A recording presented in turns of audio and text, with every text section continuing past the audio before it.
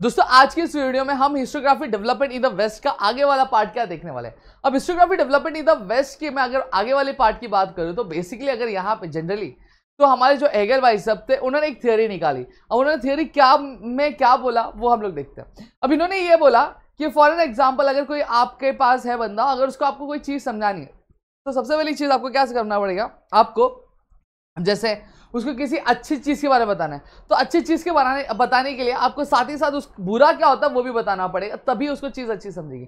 जैसे for example आपके teachers होते हैं, वो क्या करते हैं आपको, वो जब कभी भी आपको कोई इक्वेशन पढ़ाते या फिर कोई थियोरी पढ़ाते या फिर कोई सम पढ़ाते तो आपको ये तो बताते कि सही तरीका क्या है, लेकिन गलत क्या होगा ये भी बताते। जैसे प्लस माइनस आपका क्या होता है, माइनस होता है, तो आपके टीचर ये भी बताएंगे प्लस माइनस प्लस नहीं होता है, ठीक है, ये गलत होता है। तो वो चीज आपको ज्यादा दिमाग से अच्छे समझेंगे। सेम चीज यहाँ पे बोला गया, ठीक है। According to Hegel grasping the meaning of any event happens in the terms of two direct opposites. मतलब कभी भी आपको अगर कोई भी चीज समझनी है तो आपको दो डायरेक्ट अपोजिट से क्या समझना पड़ेगा। और वहीं पे अगर मैं बात करूं, in order to understand the true nature of a thing one needs to know about true and false, similarly good and bad. सही वही बोला मैंने कि अगर आपको अगर अच्छे के बारे में जाना तो आपको बुरे के बारे में भी जानना पड़ेगा, अगर सही क्या है वो अगर आपको जानना तो आपको गलत के बारे में भी जानना पड़ेगा। और ऐसा कोई भी मेथड जो आपके अपोजिट्स पे बेस्ड हो उसको हम लोग क्या बोलते हैं, डायलेक्टिक्स बोलते हैं। क्या बोलते हैं दोस्तों, डायलेक्टिक्स बोलते हैं। अब इस मेथड में जो एक थियोरी जो स्टार्टिंग में क्या किया जाता है, स्टार्टिंग में प्रपोज किया जाता है उसको हम लोग थीसिस बोलते हैं। क्या बोलते हैं, थीसिस। अब ऐसी थियोरी जैसे मैंने यहाँ पे ट्रू लिख दिया, ठीक है, मैंने ट्रू के बारे में समझा दिया। अब इसके अपोजिट भी मुझे समझाना पड़ेगा, तो ऐसी थियोरी जो आपके क्या थीसिस की कॉन्ट्रारी हो, कॉन्ट्रारी मतलब अपोजिट हो, उसको हम लोग क्या बोलते हैं, उसको हम लोग प्यार से एंटीथीसिस बोलते हैं। क्या बोलते हैं दोस्तों, उसको हम लोग एंटीथीसिस बोलते हैं, ठीक है।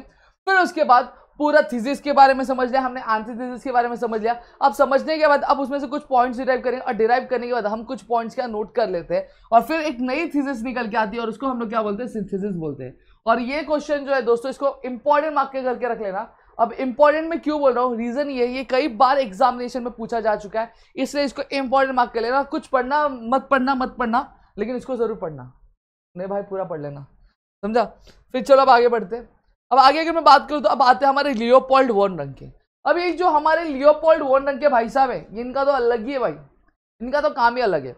अब 19th सेंचुरी में, later half of 19th century में, अब जनरली जो उस टाइम पे जो हिस्टोग्राफी थी बेसिकली अगर किसी के थॉट्स पे अगर चलती थी तो वो किसके हिसाब से चलती थी, लियोपोल्ड वॉन रंग की जो थियोरी थी उसके हिसाब से चलती थी। अब लियोपोल्ड वॉन रंग कौन सी यूनिवर्सिटी से थे, ये बर्लिन यूनिवर्सिटी से थे, समझ में आ गया। अब इन्होंने हमेशा क्रिटिकल मेथड जो हिस्टोरिकल रिसर्च का उस पर क्या किया है, उसको ही हमेशा बात की, उसके बारे में ही लोगों को बताया। उन्होंने बोला कि दादी क्या बोल रही है, नानी क्या बोल रही है, चाचा क्या बोल रहा है, चाची क्या बोल रही है, उसके ऊपर भरोसा नहीं करना है। आपको हमेशा जो है जो क्रिटिकल मेथड एनालिसिस जो है वो चेकआउट करना है, आपको हमेशा चीज़ों को चेकआउट करना है, वेरीफाई करना है, तभी आगे क्या बढ़ना है।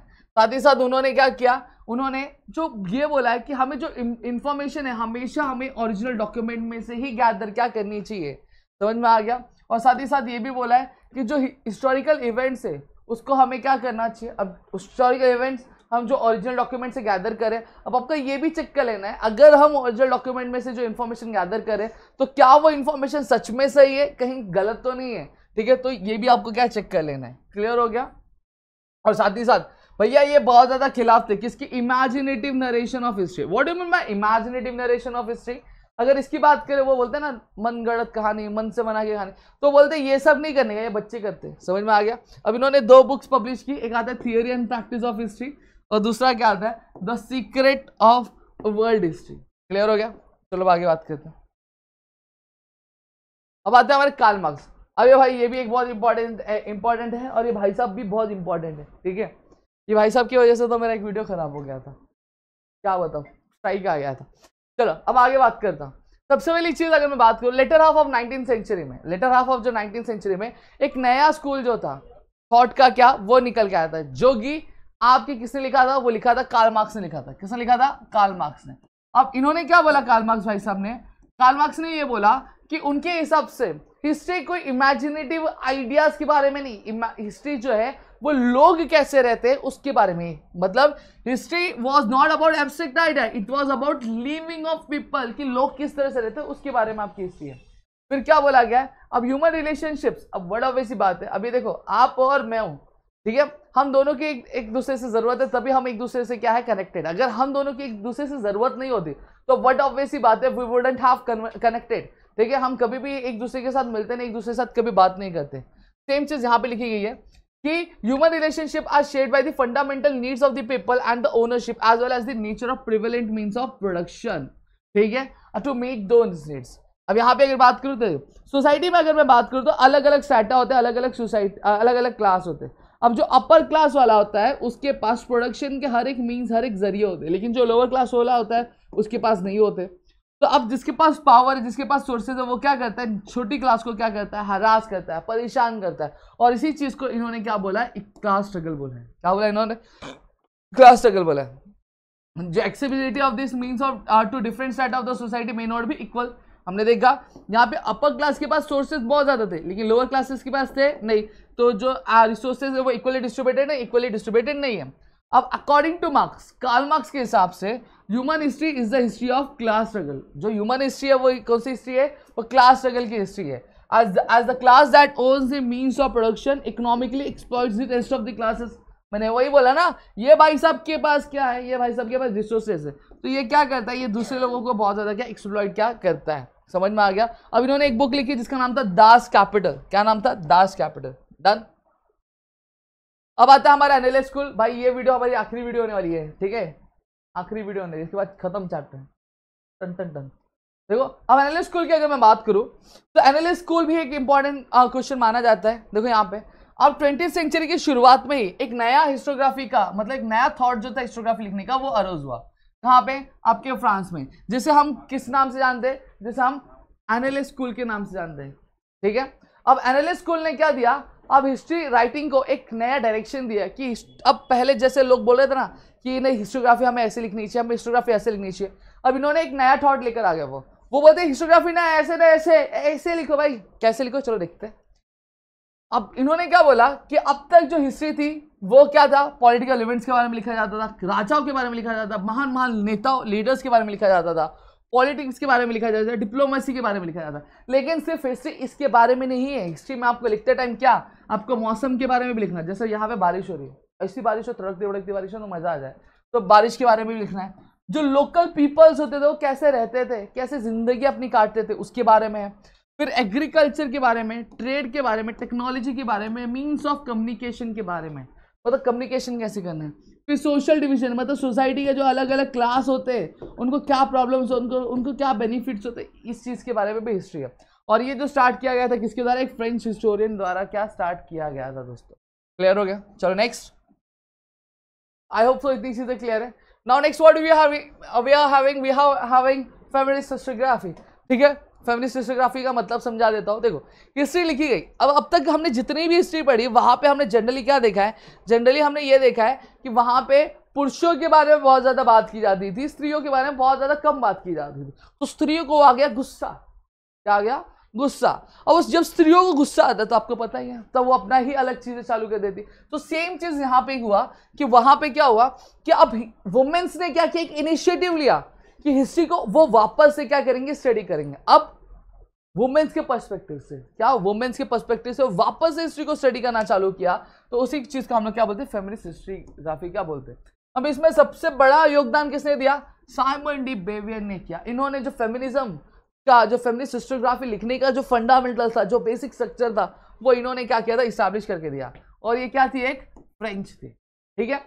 अब देखो यहाँ पे एक चीज बोलता हूँ, सिर्फ फेमिनिस्ट हिस्टोग्राफी मतलब ये नहीं सिर्फ वुमेन्स के पर्सपेक्टिव से हिस्ट्री को रिस्ट्रक्चर, नहीं, वो वुमेन्स के पर्सपेक्टिव से तो लिख रही थी, लेकिन वापस से हिस्ट्री को स्टडी कर रही थी, एक मेल डोमिनेटेड पर्सपेक्टिव से भी स्टडी क्या कर रही थी। क्लियर हो गया। अब साथ ही साथ अगर मैं बात करूं, अब ये हिस्टोरिकल रिसर्च ने वुमेन्स की लाइफ के अलग अलग एस्पेक्ट्स को इंक्लूड कर रहा था। जैसे फॉर एग्जांपल एम्प्लॉयमेंट, उनका ट्रेड यूनियन में क्या रोल होता था, वो किसी अगर ऑर्गेनाइजेशन में काम करती थी तो वहाँ पे उनका रोल कैसा हुआ था, फैमिली लाइफ उनकी कैसे गुजरती थी, इन सभी चीज़ों के बारे में क्या वो लिख रही थी। अब आगे चलकर 1990 में वुमेन्स को एक इंडिपेंडेंट सोशल क्लास माना जाने लगा। आज आप देखोगे जो स्त्री है, ठीक है, अगर मैं फीमेल्स की बात करूँ तो वो पुरुषों से यानी मेल से कंधे से कंधा मिला के आगे बढ़ती है। हर एक फील्ड में मेल्स के साथ क्या वो हमें दिखाई देती है। Done. Now next word we are having, देखो द मोस्ट हैंडसम पर्सन पूरे के पूरे टेक्स्ट बुक में, बहुत स्टाइलिश पर्सन भाई यही हमारे बंदे हैं, जिनका नाम माइकल फौकॉल्ट है। आप पूरे टेक्स्ट बुक में देख लो, इनसे ज्यादा हैंडसम बंदा आपको कोई देखने ही नहीं मिलेगा। देखो यहाँ पे इन्होंने क्या बोला, अब इनका भी बोलने का तरीका, सोचने का तरीका थोड़ा अलग था। अब ये भड़क उठे, थोड़े क्या उठे, भड़क उठे। चलो देखता हूँ ये क्या थे, एक फ्रेंच हिस्टोरियन जिनका नाम क्या था, माइकल फौकॉल्ट। क्या था, माइकल फौकॉल्ट। अब उन्होंने एक नया कंसेप्ट लाया हिस्टोग्राफी का। अब उनकी एक बुक थी जिसका नाम क्या था, आर्कियोलॉजी ऑफ नॉलेज, जहां पे उन्होंने बोला भाई आप जो हिस्ट्री को जो सीक्वेंस वाइज लगाते हो ना, गलत है, ये ऐसा मत किया करो। क्या, हिस्ट्री को जो हम पहला इवेंट ये तारीख को, दूसरा इवेंट ये तारीख को, तीसरा इवेंट, ये जो हम क्रोनोलॉजिकल ऑर्डर में लगाते हैं ना, क्रोनोलॉजिकल ऑर्डर मतलब डेट वाइज, डेट की सीक्वेंस में हम हिस्ट्री को अरेंज करें, ये गलत है, ये सही नहीं है। अब उन्होंने ये फैक्ट को लेकर आया कि भाई अगर आप ये समझते कि आर्कियोलॉजी आपके अल्टीमेट ट्रुथ को बताता है, नहीं, आर्कियोलॉजी अल्टीमेट ट्रुथ को नहीं बताता। आर्कियोलॉजी आपको ये बताता है कि सोसाइटी के अंदर टाइम टू टाइम चेंजेस किस तरह के हो रहे हैं, ट्रांजिशंस किस तरह के हो रहे हैं, बदलाव किस तरह के हो रहे हैं, उसके बारे में आपको समझाते हैं। समझ में आ गया।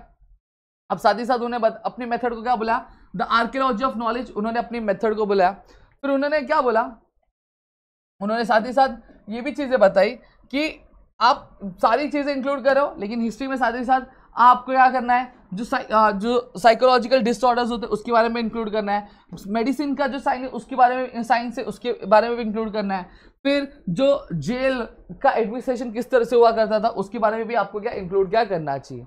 समझा। आई होप तो आपको इतनी चीज़ें पूरी क्लियर हो गई होंगी, और यहाँ पे पूरा का पूरा पहला चैप्टर मैंने कंप्लीट कर दिया है। और अगर आपको चीज़ें समझी है तो प्लीज़ वीडियो को लाइक करिएगा, चैनल सब्सक्राइब नहीं किया तो चैनल सब्सक्राइब करो, अपने दोस्तों से शेयर करो, ताकि ऐसे और कई सारे वीडियोस हम आपके लेकर आ सके आपके अपने ग्रेट ट्यूटोरियल्स के यूट्यूब चैनल। तो मिलेंगे हमारे अगले वीडियो में, तब तक के लिए घर पे रहो, सुरक्षित रहो, अपना ध्यान रखना दोस्तों। जय हिंद दोस्तों।